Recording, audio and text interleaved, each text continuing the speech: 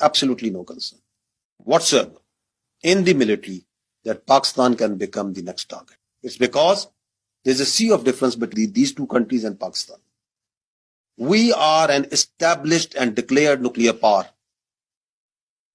And the world has no experience of going to or even attempting to go into a misadventure against an established nuclear power.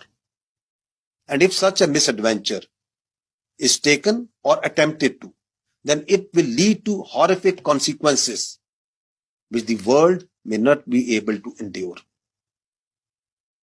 Hence, I have said it before, I will say it again very clearly, that seeking conflict with an established nuclear power for elusive objectives is absurd, sheer stupidity, and inconceivable.